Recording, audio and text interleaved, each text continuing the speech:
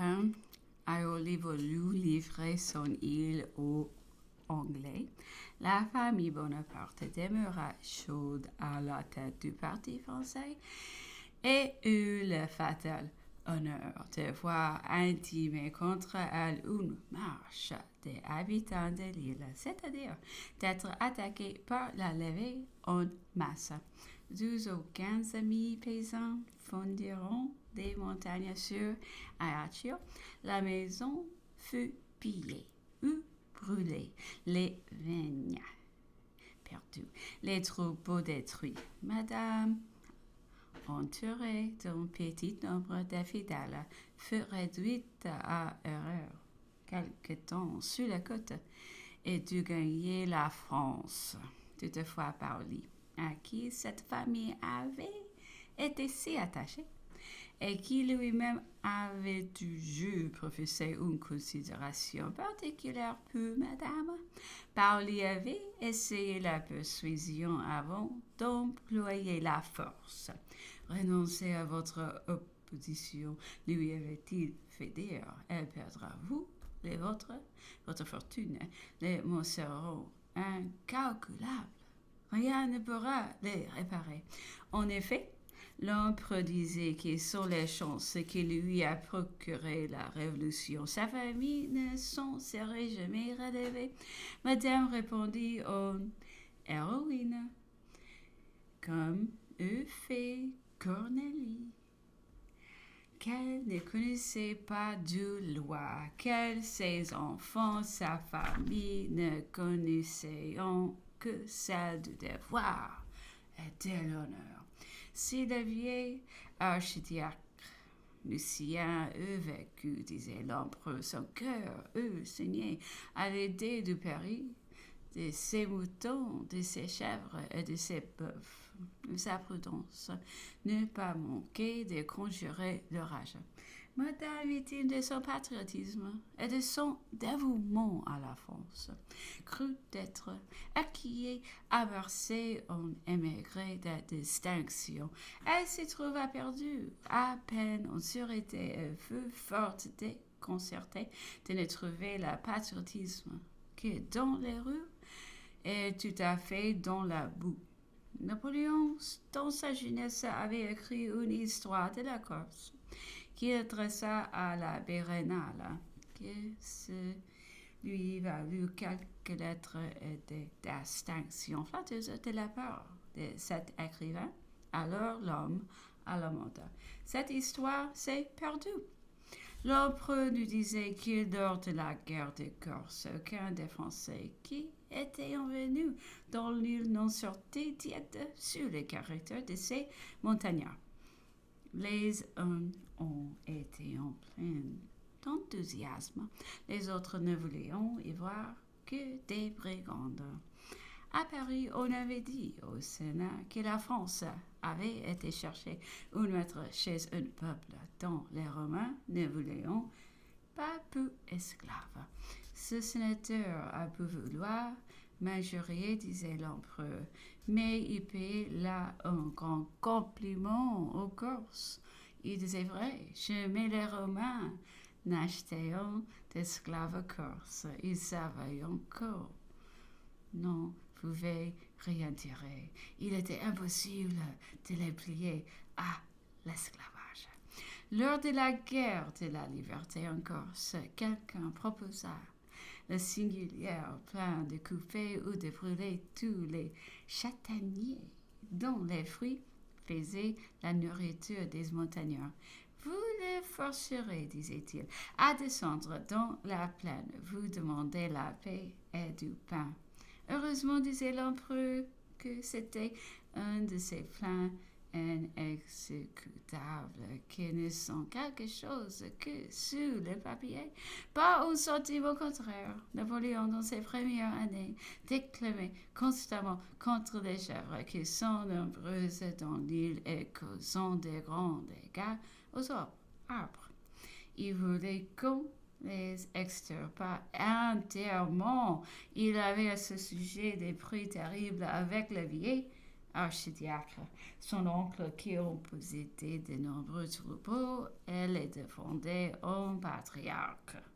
Dans sa fureur, il reprochait à son neveu d'être un novateur et accusait les idées philosophiques du péril de ses chèvres. Par l'humoreux fortueux à Londres, il vit Napoléon, premier consul et empereur, et le chagrin de celui-ci est de ne pas l'avoir rappelé.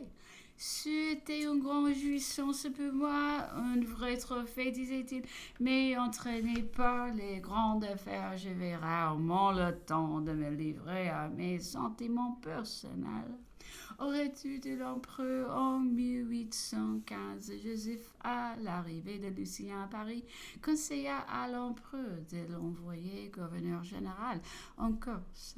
Cela avait même été résolu. L'importance et la précipitation des événements l'ont empêché. S'il en avait été ainsi, disait l'empereur, il lui fut demeurer le maître. Cela eût offert des grands reçus à nos patriotes persécutés. À combien de malheureux la Corse n'eût, elle, pas servi d'asile.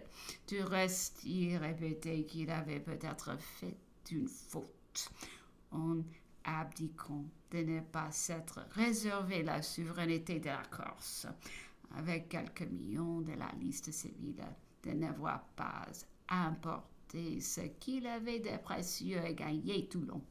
Pour rien ne peut gêner son passage. Qu'alors il se fut trouvé chez lui la population, eux, était sa famille. Il eût disposé de tous les bras, de tous les cœurs. 30 000, 50 000 alliés n'auraient les peut les soumettre. Aucun d'eux n'ont eu voulu prendre la charge, mais c'est cette position heureuse même qu'il a retenue. Il n'avait pas voulu qu'on peut dire que dans le naufrage du peuple français, que lui était visible. Lui seul avait eu l'art de gagner la port.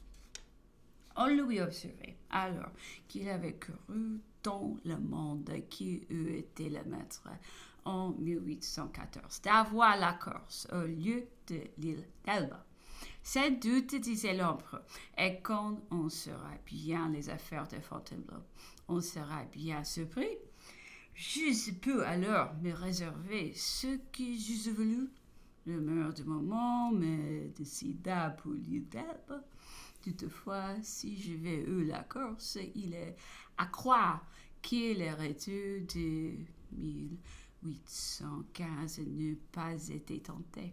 À l'île d'Elba même, ce n'est qu'en gouvernant mal, qu'en n'accomplissant pas vis-à-vis de moi les engagements stipulés qu'on a prononcé mon retour. Nous avons alors rappelé à l'empereur sa première intention de monter à cheval. Il nous a dit qu'il avait mieux causé et marché. Il a demandé son déjeuner, à la suite duquel nous sommes demeurés longtemps à parler sur l'ancienne cour, la noblesse qui la composait, ses prétentions, les carrosses du roi. Et tout cela s'est comparé à mes yeux avec ce qu'avait crié l'empereur.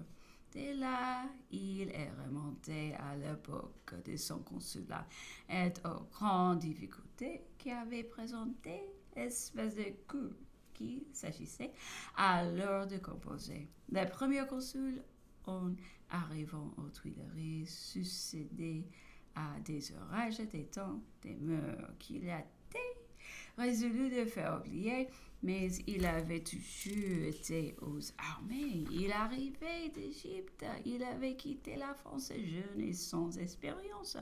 Il ne connaissait personne et c'est ce qui lui causa d'abord un grand embarras. Lebrun fut pour lui, dans ses premiers moments, une espèce de tuteur fort précieux. Les banquiers ou faiseurs d'affaires étaient alors ceux qui donnaient le ton. À peine le consul était nommé que plusieurs s'empresseront d'offrir des prêts considérables. Ce dévouement ne semblait que généreux, mais il refermait derrière espérance. C'était en général des gens mal famés. Ils se feront refuser. Les premiers consuls avaient une répugnance naturelle contre les faiseurs d'affaires. Et s'était fait un devoir, disait-il, de montrer d'autres principes que ceux de chaleur, des barras et de directoire. Il voulait que la probité devint la première ressort de la caractère de son nouveau gouvernement. Les consuls se vit aussi presque aussitôt entourés des femmes, des fournisseurs. Elles étaient en toutes charmantes et de la dernière élégance. Ces deux circonstances semblaient d'être de rigueur parmi tous les faiseurs d'affaires est entré pour beaucoup dans la spéculation.